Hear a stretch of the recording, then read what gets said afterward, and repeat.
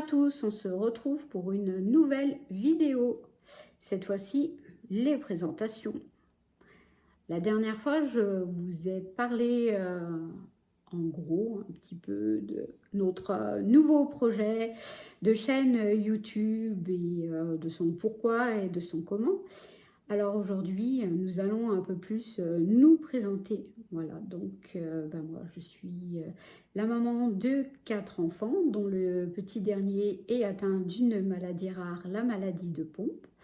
Voilà, je tiens également une page Facebook qui est suivie par plus de 55 000 personnes depuis 2012. Voilà, donc j'ai voulu passer à un format un peu plus ludique et qui est un peu plus vaste que celui autour de la maladie de Tom. Bon, ça va toujours s'articuler autour de ça parce que bon, voilà, c'est notre quotidien. Le quotidien, c'est la maladie, donc voilà. Donc, dans cette famille, eh bien, comme je vous le disais, il y a Tom. Tom, qui est le petit dernier. Voilà, et Tom a 2 frères et une sœur. Et puis voilà, ce qui est déjà bien. Donc, une famille nombreuse. Quand je ne pensais pas que notre famille serait confrontée à la maladie, hein, comme tout le monde, hein, bien entendu, ça vous tombe dessus sans prévenir. C'est un peu le principe de la maladie. C'est un peu comme le loto, mais dans l'autre sens. Voilà. Le loto, ça fait plaisir et la maladie pas. Voilà. Donc, en gros, et voilà qui nous sommes.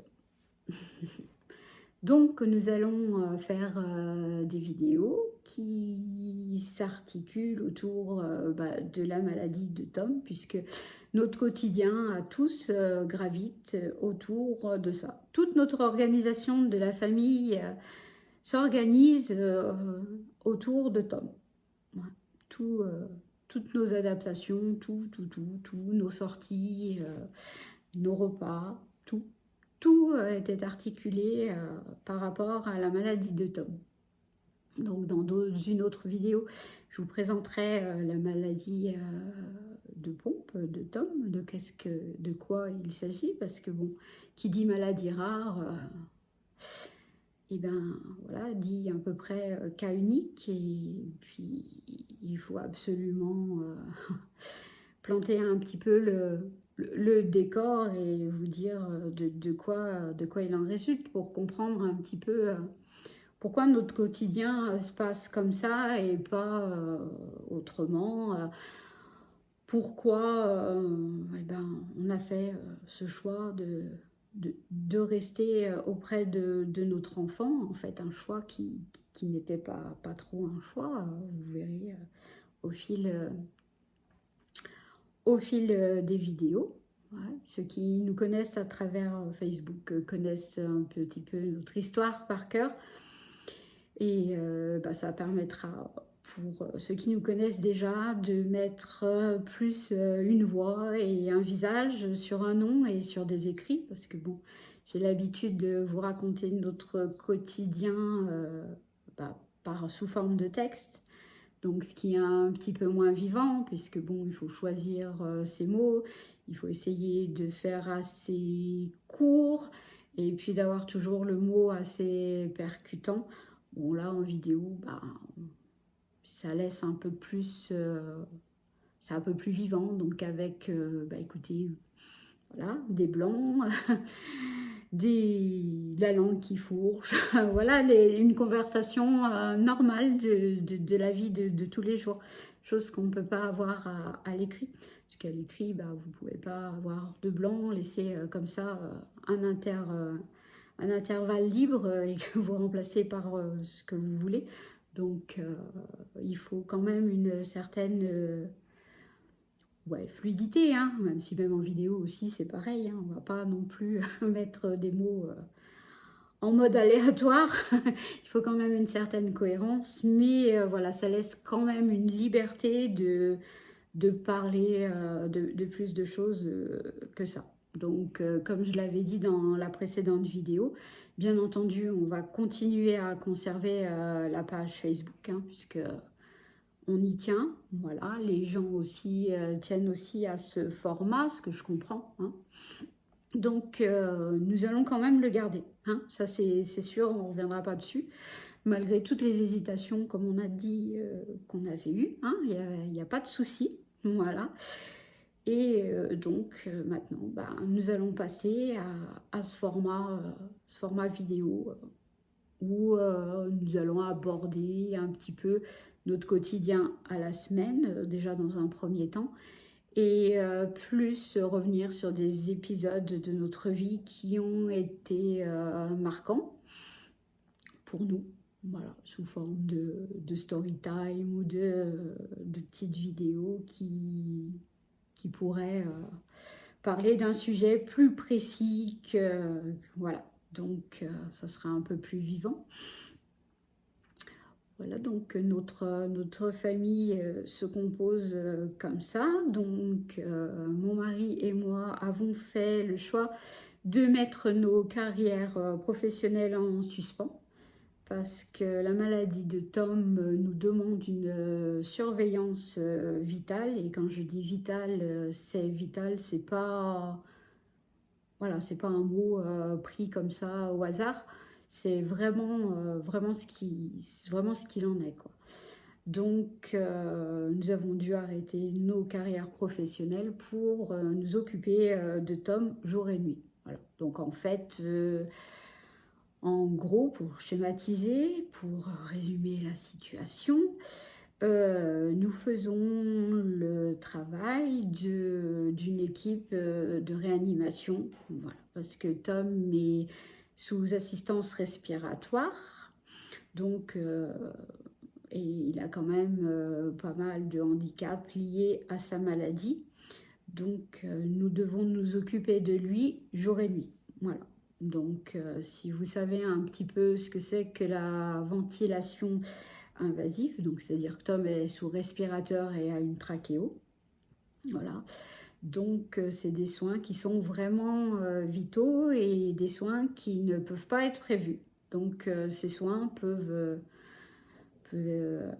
avoir lieu n'importe quand à la demande. Donc voilà, donc bien entendu, on ne peut pas avoir un emploi qui pourrait nous permettre de concilier la maladie de Tom et puis une vie au travail, parce que c'est quasiment impossible. Voilà, parce que c'est vraiment du 24 heures sur 24, 7 jours sur 7. Voilà, depuis que la maladie est apparue dans notre vie, donc en 2012, on n'a pas eu de répit. Donc pas de nuit, pas de répit, quoi. Pas de nuit, pas de vacances. Même les vacances, la maladie vient avec nous. Voilà, hein. La maladie, elle ne prend pas de vacances. Donc c'est un petit peu pour expliquer notre quotidien.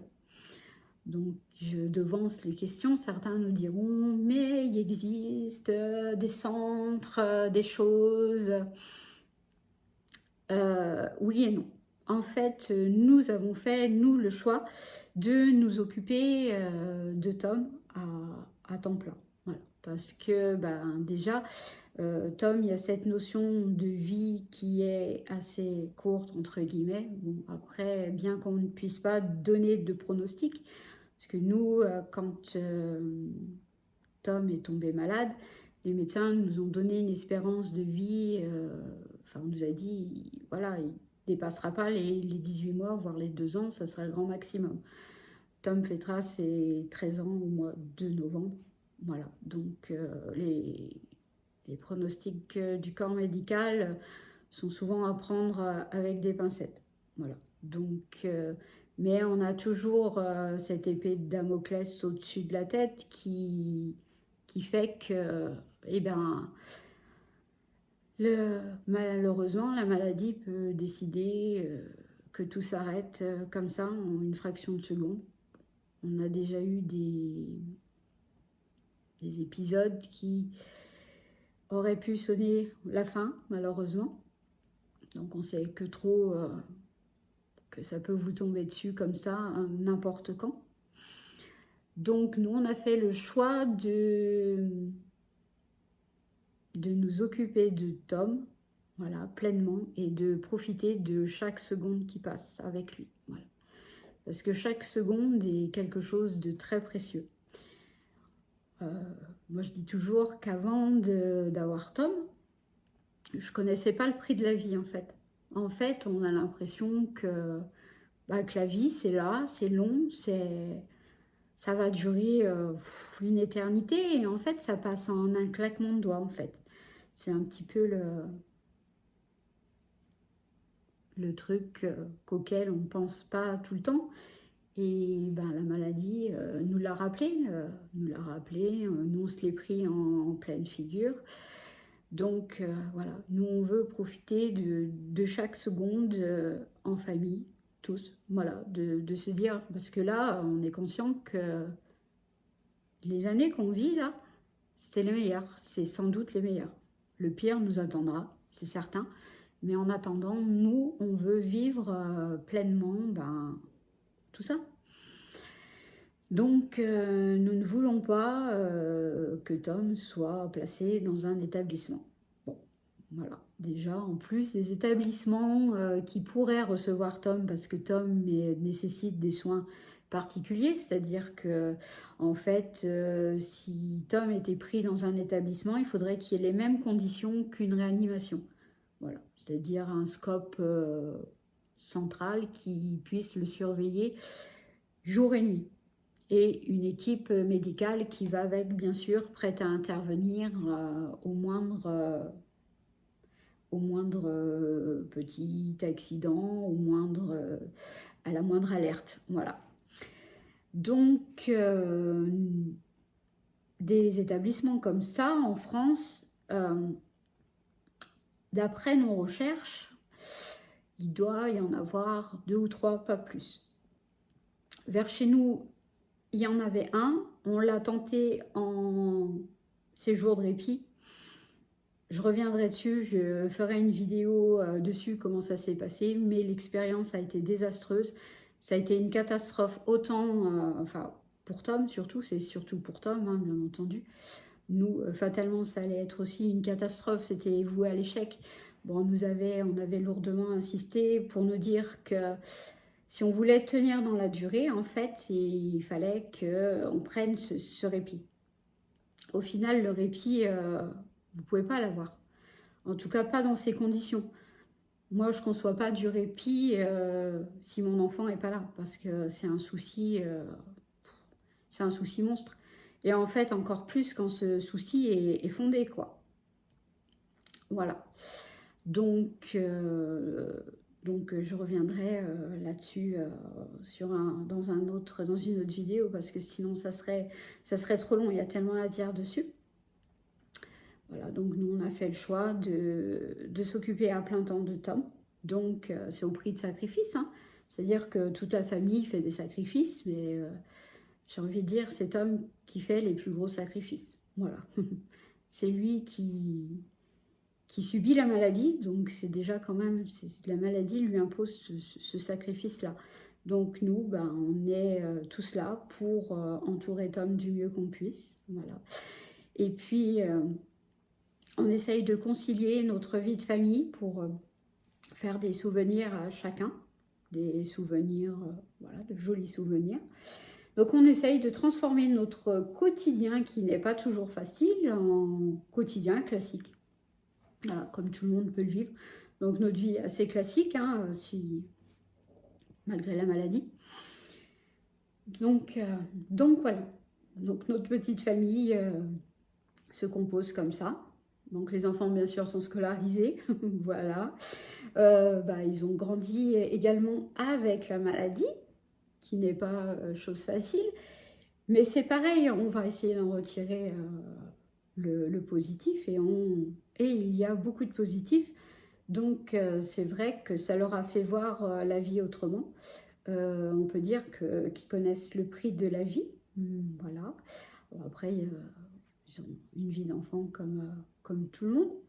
C'est vrai que, ben écoutez, on a beaucoup charbonné pour qu'on puisse avoir du temps pour chacun, pour que chacun trouve sa place et que personne ne soit délaissé. Donc c'est un travail éreintant pour nos parents, hein, parce qu'il faut dégager du temps pour tout le monde, que ce temps soit équitable, de proposer des choses assez variées, de pouvoir entourer, parce que bon, il y a Tom, mais il n'y a pas que Tom, il y a encore 3 autres enfants derrière, donc il y a une scolarité à suivre, il y a des activités à faire, voilà, et puis ben, le petit monde tourne comme ça.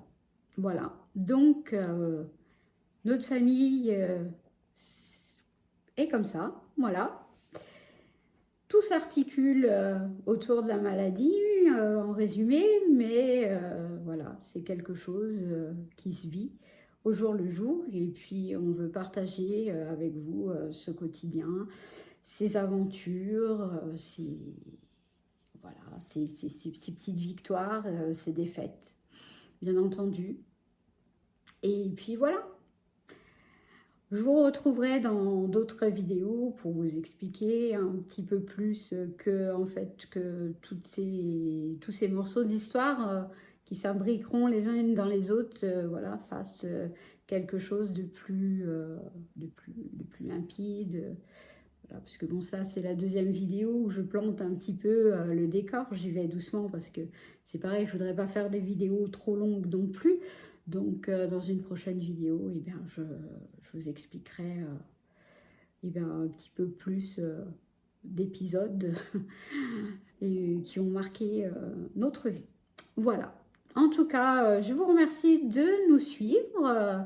J'espère vous retrouver très bientôt dans une autre vidéo. Merci à tous et passez une bonne journée.